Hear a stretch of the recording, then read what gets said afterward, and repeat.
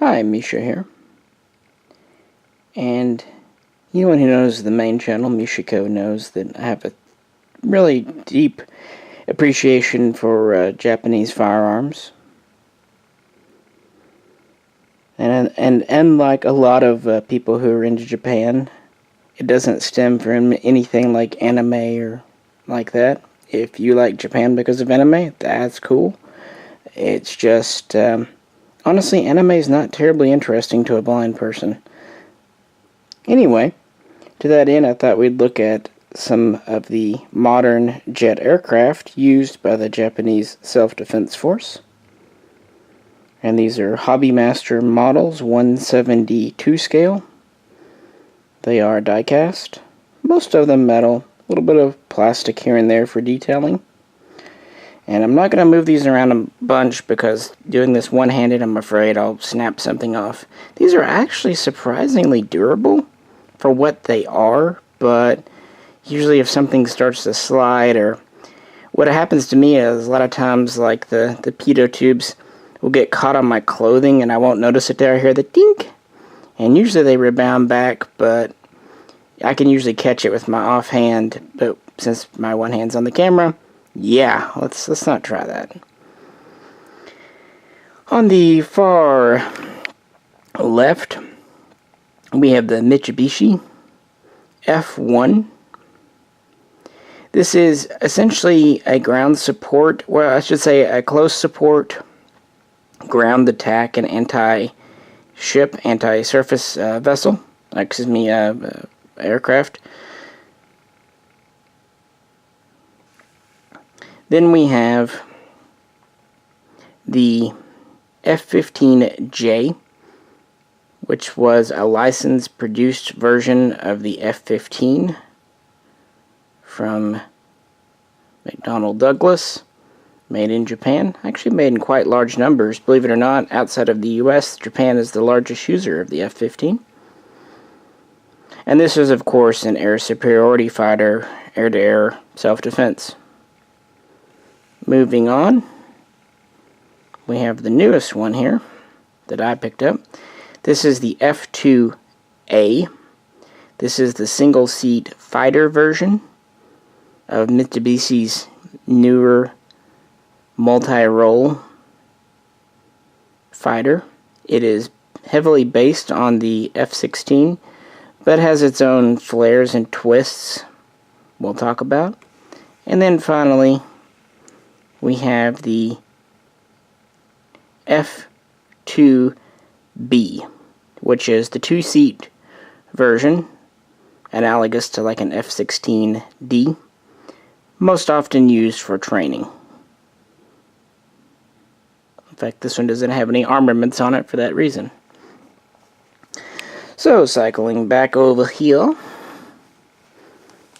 the F1 was Japan's first domestically created, produced supersonic fighter. In fact, its nickname essentially translates to Supersonic Zero. Zero was in the A6M0 from World War II fame. It has similarities, of course, to other modern aircraft, but it is its own thing, as much as anything is its own thing this day and age. It is powered by two engines. Has a crew of one. Now, interestingly, the cockpit looks large. Originally, it was going to be a two-seater, but essentially that was given over to being an avionics bay during development.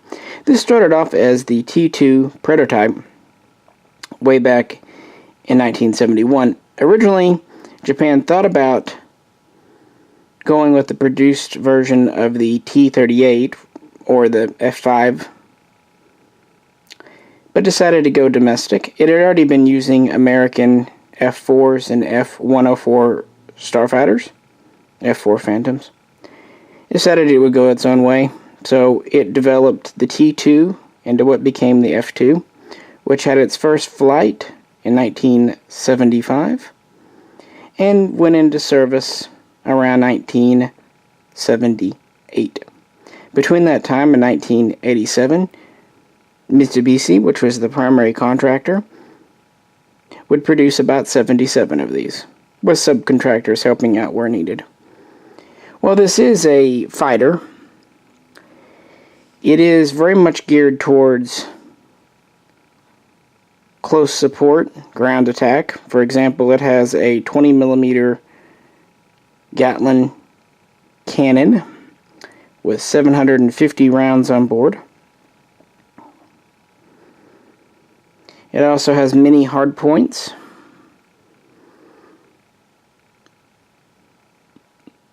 Three on each wing, and under belly for attaching primarily anti-ship missiles, but also Sidewinder type air-to-airs can be used, as well as bombs and rockets and other ordnance. And of course it can be attached with a fuel tank to extend its range. As I said, this is supersonic. It's about 58 feet long, about 25 feet wide. And of course, for more of the specs, you can check out any number of things online. Really, I decided to do this video because I couldn't find really anything on the F1 or the F2, for that matter, online. Not just for the Hobbymaster model, which I think it's really neat that they did these, but any of them. It's kind of an unsung plane. Not saying it's great, but it was certainly better than a lot of others in the world at the time. And these were kept in service until the spring of 2006, when they were pulled from service and retired. The model itself is reasonably small. I mean, this is to scale, so yeah. But like most of these, it's mostly metal. The wings. The cockpit does open. We have a removable pilot figure, which I call Hoshi. The sticky-idy bits, like the ordnance, the engines, the pitot tube, all that, of course, are polymer plastic. These do come pre-painted. You can display with the landing gear down if you wish, but I usually have all of mine up. For one thing, it's less of a snag hazard. Plus, I don't really like sitting these on the landing gear for protracted periods because of balance and stuff. Yeah, I just like them in this position. My only real gripe, I like how the stands plug in. There's a few different methods that Hobbymaster uses, either kind of a cradle and peg or just a big slot. And for the heavier metal planes, this is made of metal.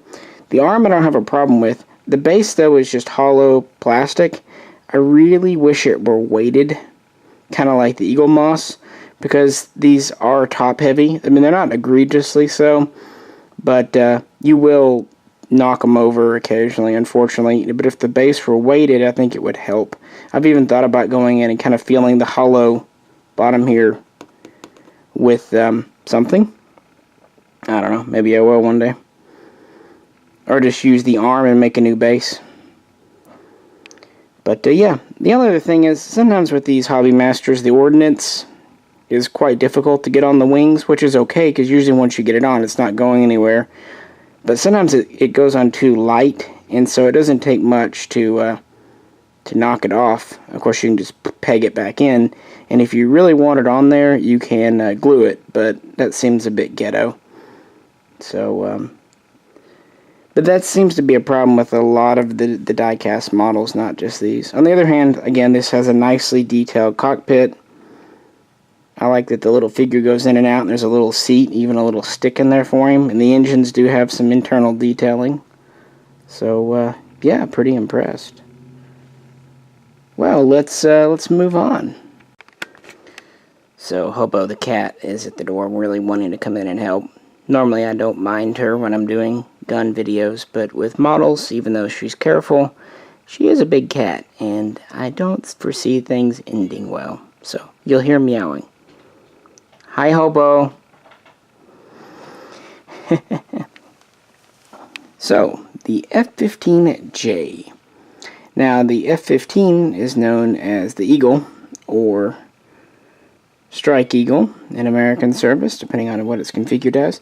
The Japanese version is known as the Peace Eagle.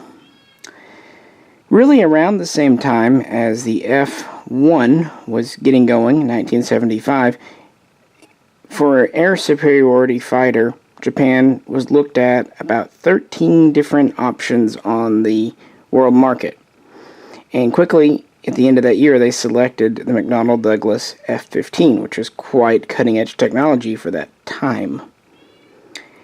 The licensing and all that got going. Mitsubishi was again set up as the primary contractor in Japan, with McDonnell Douglas supplying early planes and parts and whatnot. All this was hammered out by 1978. And really the plane, the F-15J, is identical to an American, except for a few differences in avionics and internals. And of course some of the, still at that time, top secret American tech wasn't transferred with it. But for the most part, it's the same plane with excellent performance.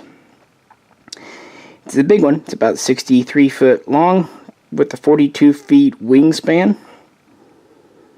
It's capable of Mach 2.5 at altitude or 1.2 near the surface. This has a ceiling of about 65,000 feet, whereas the previous F1 was only good to about 50,000. But again, it was more of a ground attack support craft, whereas this was very distinctly an air superiority fighter. It had multiple hardpoints for attaching air-to-air missiles, as well as additional fuel tanks for longer duration missions. It could be fitted with bombs for ground attack, but this really wasn't its primary goal.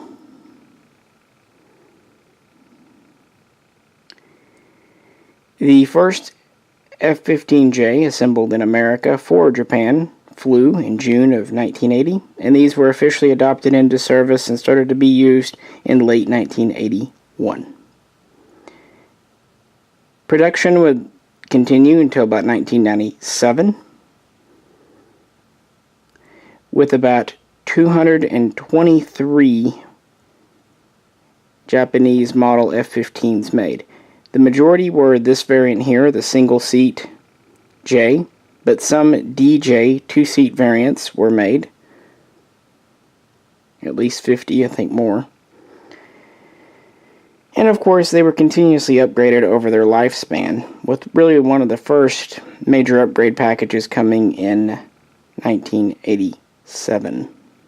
But they would continue to upgrade them, even though they quit making them in 1997. They're actually still in use today. Although late last year being 2018, at the time of me recording this, Japan was talking about selling off its remaining F-15s to help fund some F-35s. A couple of years ago, they reported having 155 Js and 45 DJs still flying and whatnot. So we'll see if they actually get rid of them for the F-35. The idea was to sell them back to America, who would then refurbish them and sell them to a developing Air Force somewhere. Of course, the F-15 itself has a long history, which I'm going to do, of course, the planes of America and Britain and all that video, but just to mention Japanese service. And this is a Japanese variant from Hobby Master. And it is something. Of course, it's quite heavy, being with that large wingspan. It comes with a few different ordnance options. I put on some missiles with a tank. There are other just single missiles. There's various ways to arm this one. It's a good model. The only issue I had, and it's with two of these, one of the landing gear door, when closed, doesn't want to stay in. It'll fit, but it's really loose, so it seems to be a slight dimensional issue, but a little bit of blue tack or anything will fix that. It stays in very well with just a little bit of help. The front gear door is nice and tight, and so is the other one. It's just that one. As again, the cockpit opens with the pilot. And really, that's about it. But yeah, 223 in service. That's a pretty good number with 200 still flying, at least as of a year or two ago. And I mean, the F-15 is such an icon of the Cold War that what can you say about it? But yeah, the F1 was more of the all-purpose ground attacker, and this was the air superiority, so that's when they were in service together. And these two together would really phase out all the older F4s and F104s, amongst others, in the Japanese Self-Defense Force. Well, we'll move on. Moving on. The Mitsubishi F2. This one had a nickname of Viper Zero. Now the Zero is again from the World War II plane. Viper comes from the fact this is, let's say it's an F-16 variant, because it is different, but it's very similar. Okay, well, you know, reading between the lines, it doesn't seem like they were just all that happy with the F1. They didn't make that many. It was just really getting into service when they went to the F15J. And really as early as 1980, give or take, they started thinking about replacing it with a newer design.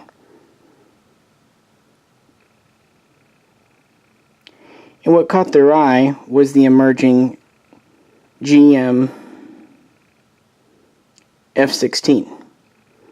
It was a lighter weight and less expensive plane than the F-15, but like the F-1, it was capable of multi-role, including ground and ship assault, as well as air fighting. It was just kind of an all-in-one fighter, light, agile, so on and so forth.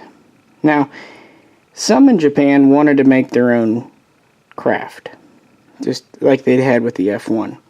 But actually, political pressure from America pushed them to more of a joint split. And this was officially announced in 1987, that America and Japan would work together to make Japan's next fighter. It was basically going to be 60% made, assembled, all that in Japan, 40% done in America. Eventually this would be by Lockheed Martin, who bought out GM, yada yada. Funnily enough, though, between 87 and 1990, there was a lot of political dissent in both America and Japan, who didn't want this happening. That's a whole political thing. I don't want to go into it. But regardless, things are finalized, and we go forward. This was known as the SX-3 prototype in the early 90s. And it first flew in 1995. Now, originally they were planning to have these in service by 1999, because already early on they had some unexpected problems, but still they thought they could do it by then. And originally they were going to order about 140 fighters. This was quickly lowered to 130 because the Cold War was over. Well, the first ones didn't actually enter military service until 2000. And by 2004, the Japanese government basically said, you know what? We're okay. We'll just do 94. So the total F2s built were 94 production and 4 pre-production prototype craft. As I said earlier, the F2A is the single-seat fighter version, and the F2B is the two-seater, often used as a trainer version. So kind of like the F-16A and B or F-16CD, however you want to look at it. In general, it's a lot like the F-16. It's a single-engine plane. However, it has a wider wingspan. It's about 36 feet, so a little more wing than the F-1. But on the other hand, it's about as long as the F-1 at about 50 feet. And it has a maximum ceiling of just under 60,000 feet. And it's capable of up to Mach 2. So it still doesn't have the performance of the F-15, but it is capable of a lot of different roles. It can be fitted with anti-ship missiles, anti-aircraft missiles, bombs, rocket pods, and of course it has a 20mm cannon too.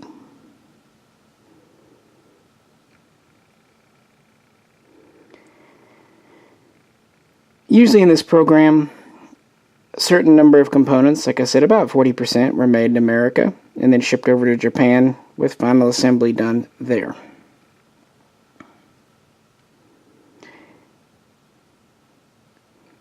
And these would phase out a lot of older F1s and a few F-15s, mostly just replacing the F1s though. Unfortunately, these kind of became known for mishaps and accidents. In 2006 or 7, I forget which, I apologize, a 2B trainer crashed after takeoff during essentially its maiden flight, and it was eventually found it was because of improper wiring. But the good news is that both the occupants ejected safely. Then in 2011, an earthquake severely damaged 18 F2s. 13 needed severe, rebuilding, and 5 were just written off as total losses and scrapped. As of about 2015, the Japanese Air Force was reporting it had 61 2As and 21 2Bs in operational service, so 82 out of the original 94 plus 4 production were still flying. Not bad, really. This is still very much in service today, although just this year, 2019, another 2B crashed over the ocean during a training flight, but again, both occupants ejected safely. So seems like the safety systems, the ejection systems, work really well. And really, for more info, probably just do a video on the F-16 itself, because this mimics it in a lot of ways, but it is a little bit larger, a little bit beefier plane, with a few Japanese, little flourishes. For example, it had an extremely advanced radar, an active electronic sweep type radar, which was really the first production military aircraft to have this when it was first seen in the 1990s. So it definitely wasn't at all a behind-the-times plane. As far as the Hobby Master models here, they're exactly what you'd expect. Quite neat. This one has a couple of missiles. This one is a trainer, so it just has pylons. They both have fuel tanks you can plug in. Fuel tanks on this one are a little loose, and I had to fit, one of the pylons didn't want to go in, so I had to do a minor bit of sanding, but now it's fine. You might have to do that with these on occasion. The cockpit removes, and then there's a separate cockpit if you want to show it with canopy open. For the A, it actually just hinges open and then is propped open, so it's kind of a single piece, non-removable cockpit for the A. And that's pretty much what Japan is using. Obviously not everything, but I thought this was enough worth doing an overview. A couple of things I want to mention about buying these. The F1, the F-15, and the 2B all came from Pete's Collectibles down in Texas. I found Pete to be, he's a small business, so expect all the caveats that come with being a small business, of course, which I definitely understand. In fact, he and I we found out we use the same shipping company. But yeah, with that said, he's very friendly, very easy to get on the phone, and he's been very patient in helping me kind of describing paint jobs and availability and recommending and giving pretty sturdy advice. I also will say that my first F15J I wasn't happy with. It just seemed a little sloppily put together. Like the cockpit was real loose. That wheel well door, which I later found out was just kind of endemic of these models, but I didn't know at the time, wouldn't stay on, and a couple other minor little irksomenesses. He was real helpful in helping me fix that. No complaints at all. The F1 and the 2B are good to go. Now the 2A, the one I most recently picked up, was actually from Diecast Supermarket. I was ordering a different a different plane, which Pete's didn't have. Actually, Minnie didn't have it. And so, while doing that, they had the 2A on sale, nearly at half price, and I put it in the cart, took it out, put it in the cart, took it out, and then said hell with it and put it back in the cart and grabbed it. I really don't like having two of nearly the same plane, but the price was really good. I just have this thing for Japanese. I figured, why not this time? And I have to say, they were real quick in shipping. They had it out the door within a few hours, it seemed like. Definitely under a day. So, kudos there as well.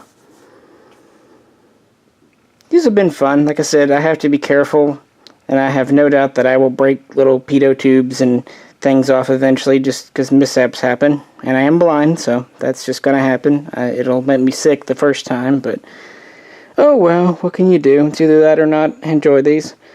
As a kid, I did model plane building with my dad. I also had quite a few, die-cast, like Hot Wheels type planes. And other models and plastic things. So these are definitely not my first planes. Just kind of me getting back into something that I enjoyed and kind of a change of pace. Truth is, I need a vacation, but can't really do that right now, so this is kind of my, at least, a little bit of relaxing a few hours a day. But yeah, I'll do more of these, I think, if you'd like them. But in general, I think these die-cast models are pretty neat. They didn't really exist when I was a kid. They're priced about the same as a plastic model in a lot of instances, or close. Especially considering they already come in pre-painted, assembled, and of course they're metal, not plastic. And you have options like landing gear, cockpits, sometimes the wings move, and you can attach or detach ordnance and things like that to your little heart's content. Alrighty folks, I appreciate you tuning in.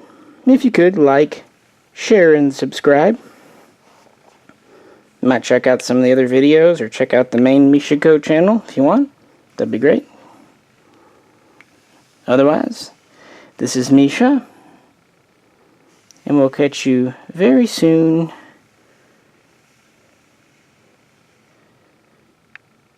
Next time.